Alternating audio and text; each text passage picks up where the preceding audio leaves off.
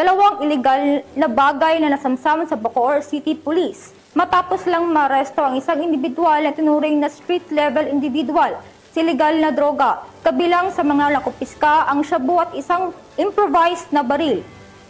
Patunay ito sa seryosong kampanya ng pulisya na tanggalin ang banta ng droga at iligal na armas sa komunidad. Patrolwoman Priscilla May Urbano.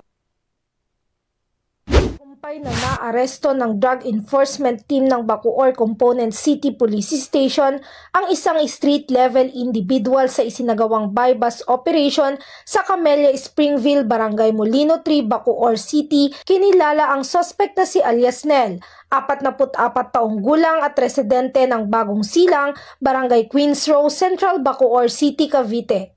Isinagawa ang operasyon sa pakikipag-ugnayan sa Philippine Drug Enforcement Agency na nagresulta sa pagka-aresto sa suspect.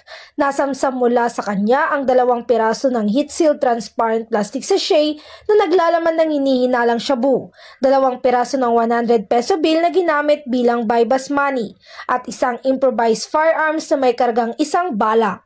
Ang mga nakumpiskang ebidensya ay dinala sa Provincial Forensic Unit sa Imus City para sa pagsusuri. Samantala ang suspect ay kasalukuyang nasa Bacoor Component City Police Station habang inihahanda ang kasong paglabag sa RA 9165 o Comprehensive Dangerous Drugs Act of 2002 at RA 10591 o Comprehensive Firearms and Ammunition Regulation Act.